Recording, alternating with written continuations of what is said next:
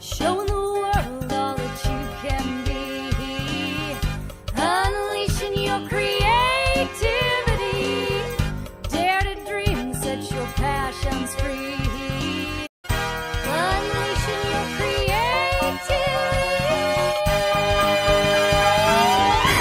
Welcome to Unleashing Your Creativity, where creative expression, big and small, is unleashed for anyone who wants to join along.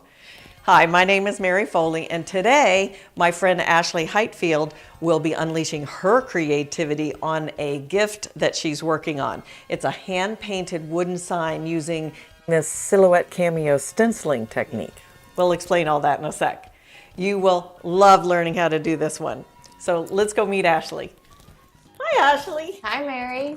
Hi, everyone. So tell us all about what you're going to make for us today. Today we're going to be making a beautiful wall hanging using a Silhouette Cameo and a wood round bought at your local hardware store.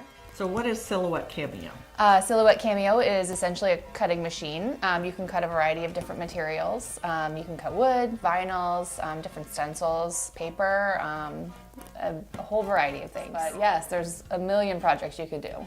I am a nurse, also a somewhat stay-at-home mom, and I just do this as my way of expressing my creativity, getting myself away from the real world for a little while. It is pretty easy to learn. There's obviously, you do need to learn the programs. Right. But it's not difficult. I'm not computer savvy whatsoever, and so even a lot of what I do is kind of like a hodgepodge of different techniques that someone who's extremely proficient might look at me and think, what is she doing? But it's my project and Yes. I like the outcome, so it doesn't really matter. Right, that's awesome. Okay, well, let's get going. All right. So we're gonna go ahead and go over our supplies you're gonna need to start this project. Of course, you're gonna need your Silhouette Cameo or other cutting machine that you may decide. Mine has lovingly been decorated by my children. I prefer the Silhouette Cameo for the design abilities that it has. This is what the inside of the machine looks like. You have your screen, which allows you to feed your paper in and release it, as well as blades that are in here, which is what you were cutting with. The Silhouette Cameo can run roughly $200 somewhere, give or take, for the machine itself and the software, which is downloadable on their website. You can definitely even buy packages with them if you want to, so that you can get a lot of the materials that you see here, different types of vinyls and things. I know that Amazon has a lot of options available for those, and also different materials that you can use for other Silhouette projects. We're gonna need our computer, so that we can go ahead and design our items to be sent to our Silhouette. We're using a 17-inch wood round that I've purchased at Home Depot. They're roughly $6. I think these are probably available at most hardware stores. A stain, in this case, I am using a Varathane weathered wood accelerator. It works with the tannins in the wood, so you will get a different result with each piece that you do. This item, this wood round, is several pieces of wood put together, so you'll notice different shades in this wood. We need our paint to paint our design on. We are using two colors in this case.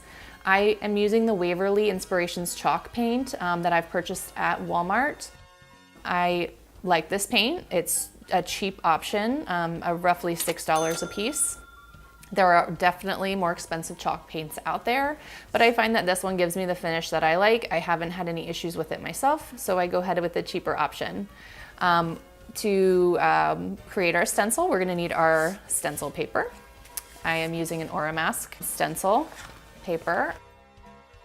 I prefer to use vinyl Spectrum for all of my vinyl supplies, but certainly there are lots of other options for ordering vinyl. I just find they have great customer service and quick shipping. This one runs roughly $18 for a 30-foot roll. You can get smaller rolls if you want to practice and see how you like it. Other people do use things such as contact paper, which I do have here, but I will use it for a different reason for this project.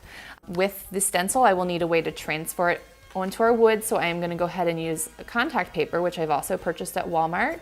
I use this as my transfer paper. I've never had a problem with it. Some people prefer a much more expensive option. You can use, $15, $20, $30 a roll for a transfer paper, but with this being so cheap and not having an issue, it's been fine for me. I also have a cutting mat that will help feed my stencil material into my machine. Some other items we're gonna need: a fine grit sanding block, which I purchased at a local hardware store. I also do tend to use a hand sander, which I have, I believe, a Black & Decker mouse, which was maybe about $25 at Home Depot. You certainly do not need a heavy-duty sander. I do use a fine grit sandpaper no matter what project I'm working on. You want a very fine finished result.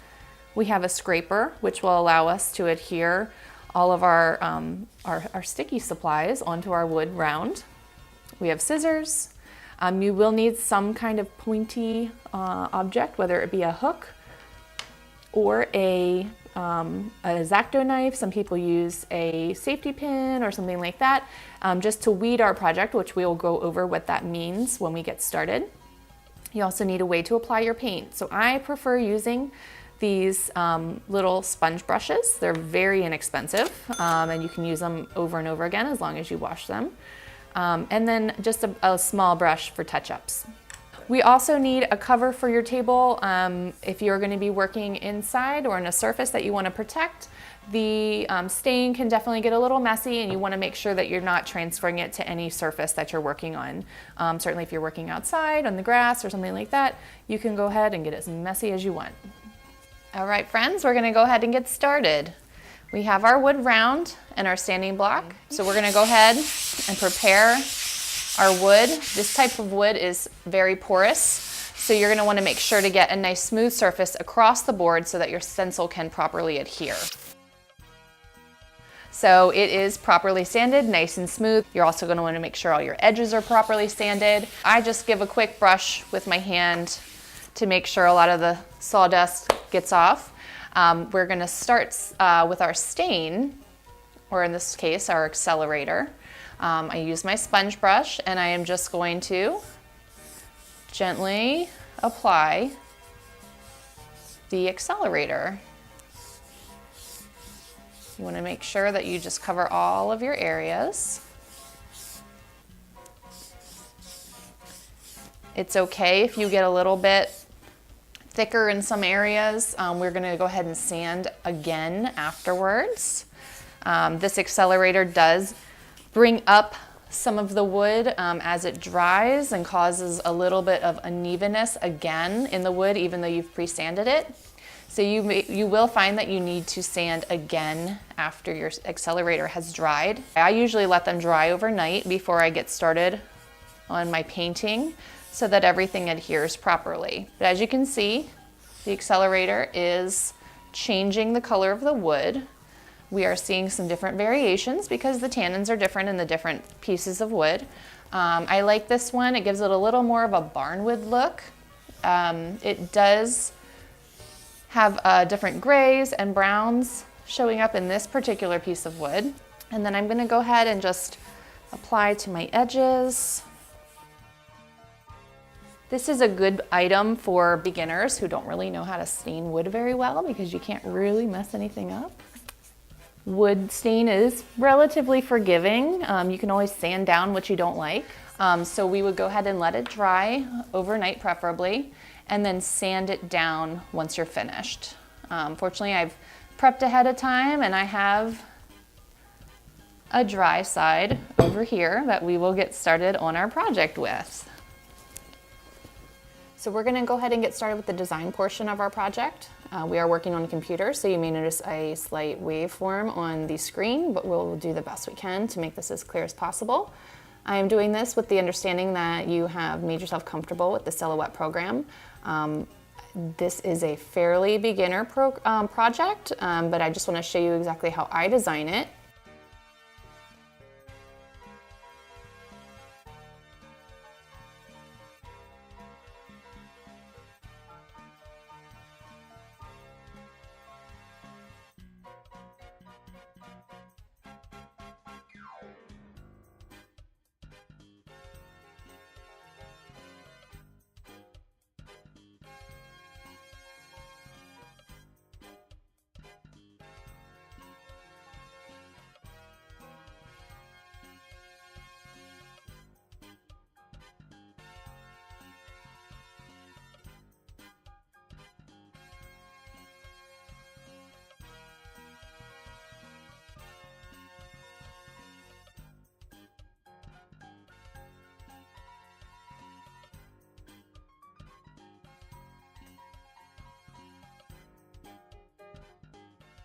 So now that we've designed our images, we are going to go ahead and apply our stencil vinyl to our cutting mat. The cutting mat is sticky, usually stickier than the one I have, so you'll see me use some blue painter's tape to just make sure that my stencil vinyl doesn't go moving around during the cutting process. I'm going to try to get this as square as possible so that nothing gets cut off the edges of my vinyl.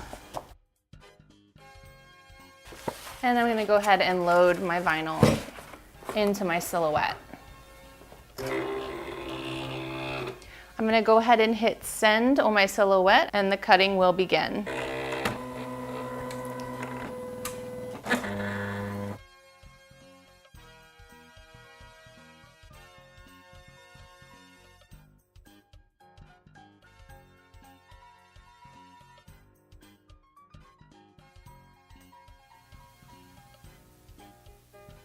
Okay, so we have our design cut. I'm going to go ahead and remove it from the mat. Okay, so we're going to go ahead and get started with the weeding process. Since this is a stencil, we want to make sure that it is, we're leaving the negative space in the middle. And this is the letter S that we're going to use in our background of our design. Very easy to pull out as long as you have your cut settings correctly. We're going to go ahead and move up to the names, Rachel and Matthew. And we'll go ahead and get started with this. I tend to just go ahead and stick the pieces to my hand.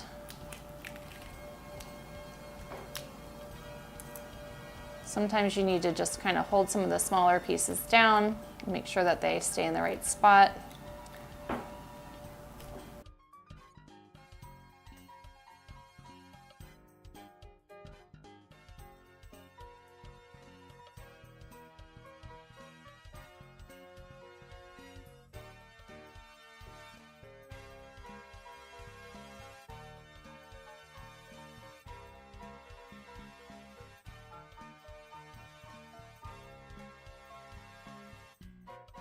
Our next step in the process is to go ahead and apply our transfer paper to our design.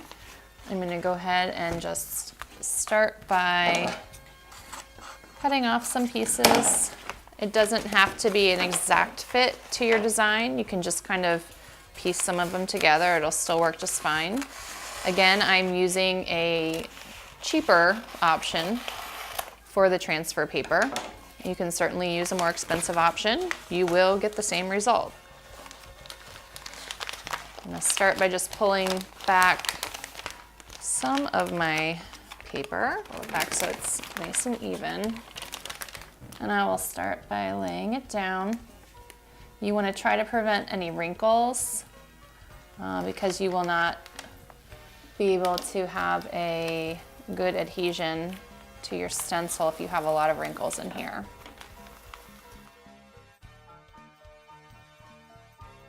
To go ahead and scrape, scrape, scrape. You're going to make sure that your entire design is completely stuck to the transfer paper so that you're not leaving any little pieces behind.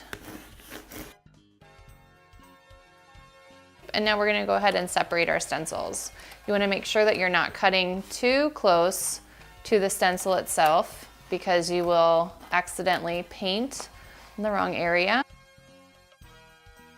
So we are ready to begin applying our stencil. I have my wooden sign, which I need to sand down after applying our wood accelerator. Like I mentioned before, it does bring up some imperfections and porousness to the wood. So you need to make sure that you level everything out, get your stain to a color or consistency that you like throughout the entire sign. I do just give a quick swipe with the paper towel to make sure all of our sawdust has been removed. I will use my paper towel again during the painting process, so I'm just going to set that to the side. I give another quick swipe over our stencil, and then we'll peel the backing off. I'm just gonna eyeball where the center of our sign will be. If you prefer to use some kind of measuring device, you certainly can. But I just go ahead and eyeball it. It is art and it is whatever you want it to be. You need to go ahead and scrape the stencil down, ensuring that it is completely adhered to your sign without any bumps, wrinkles, or anything, especially around the design itself.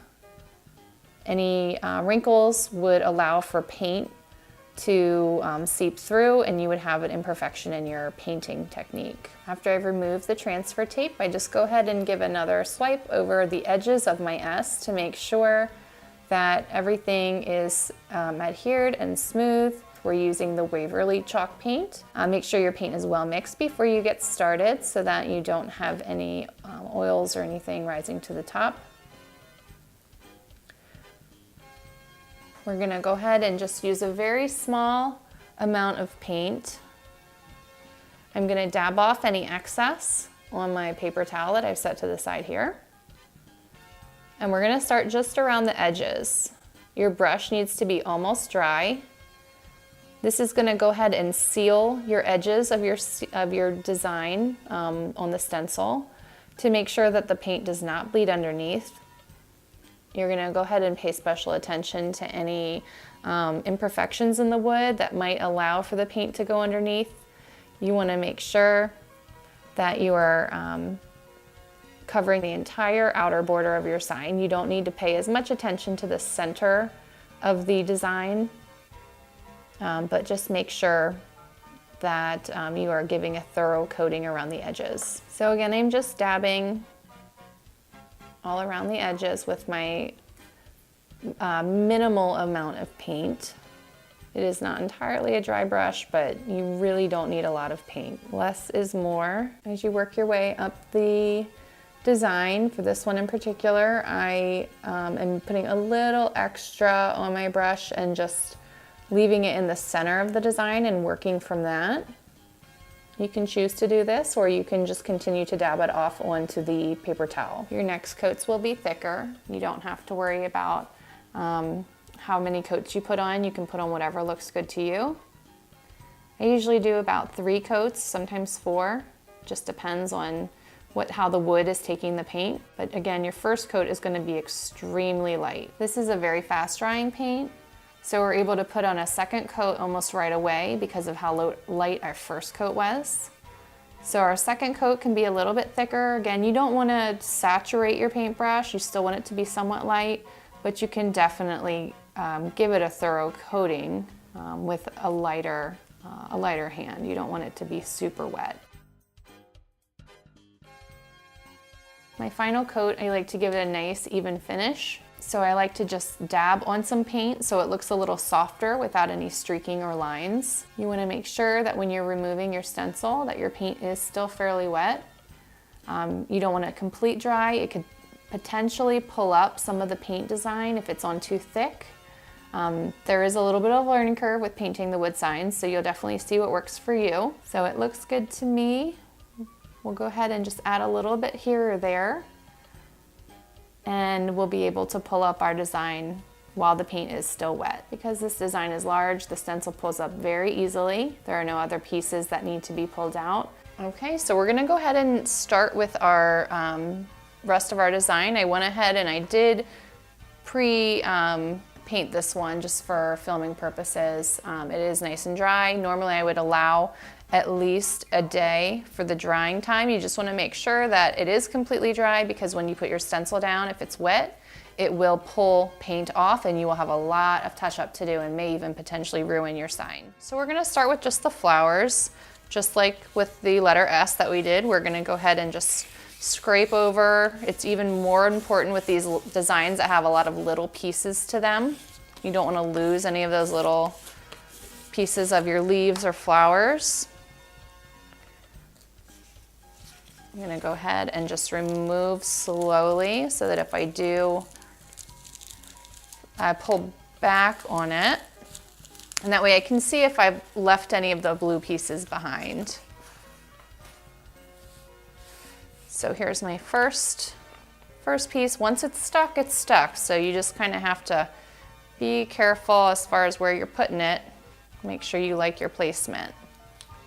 So I'm just gonna gently push that on there. We'll go ahead and do this one too, and then we'll scrape them both down to make sure all of our pieces have adhered.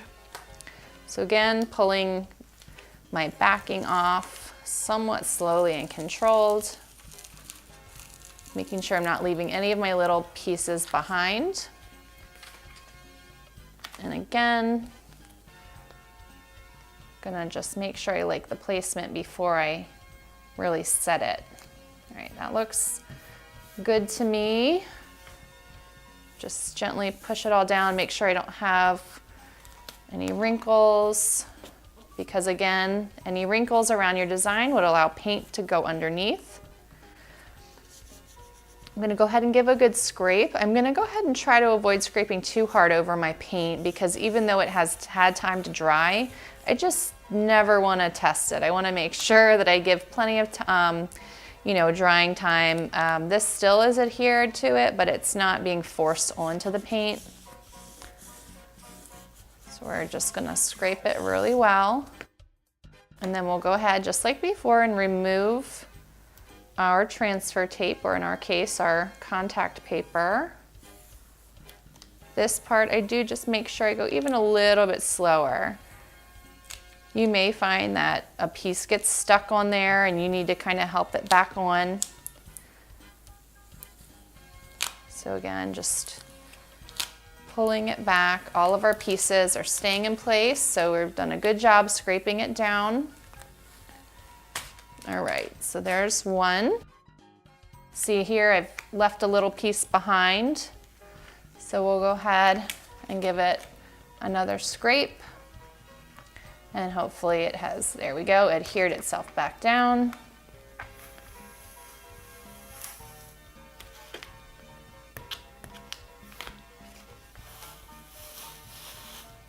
And another one, give it a little scrape. I'm gonna go ahead and give them all a scrape before we get our painting started. So we are using the black Waverly Inspirations chalk paint in the color ink. Again, make sure you shake, shake, shake. All your paint is mixed before you get started.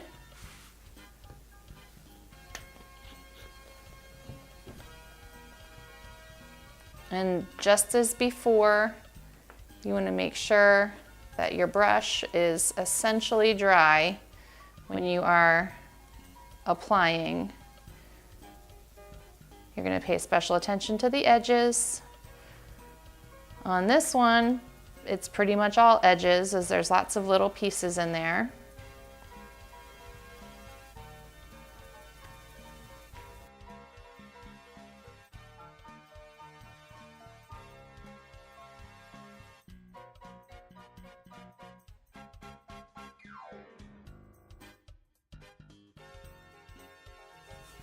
All right, so we are wrapping up our black paint on the flowers. It looks pretty even. We can go ahead and remove our outer portion of our stencil. Again, we just want to make sure it doesn't stick too much to that white design. There we go.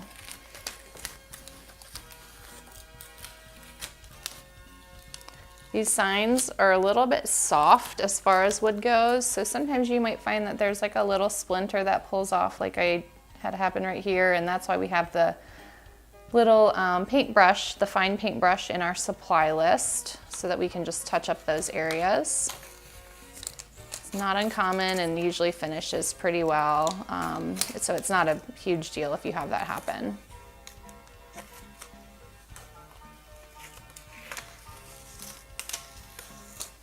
So this one peeled up very nicely. Got a tiny little touch up I'll do later on. And this is when we're gonna go ahead and get our sharp tool, whichever it is that you choose, and we're just gonna start peeling up every single little piece until they're all complete.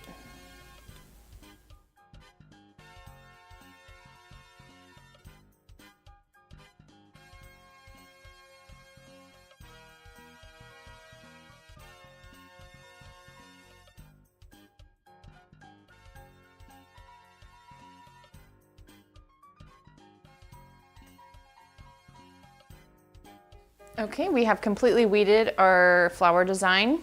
Now we're ready to apply our names to the center. So just as we did before, we'll give a quick scrape over our stencil, making sure that everything comes with it.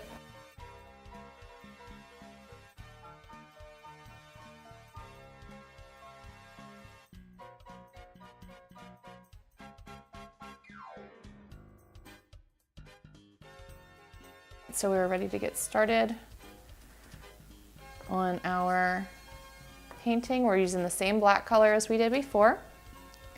And I just want to make sure it's a fairly dry brush, and we're going to cover our edges especially.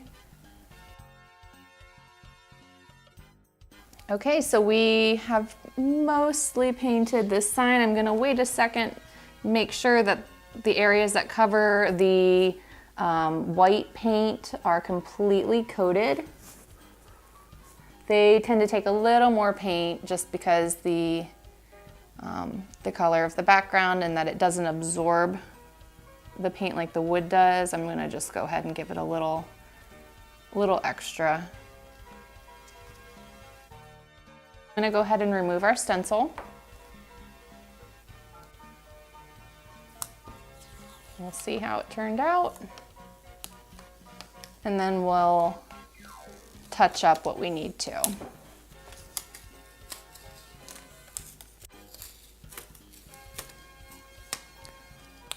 Painted surfaces, so I usually try not to scrape it on there unless I absolutely have to, which in this case, obviously I needed to.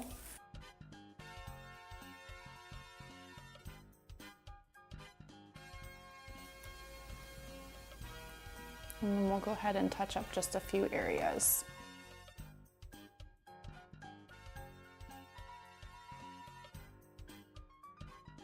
So there you have it. And here is the finished product. Look how beautiful it is. Ashley, that is so gorgeous. Thank you. You did such a nice job. It's so professional looking.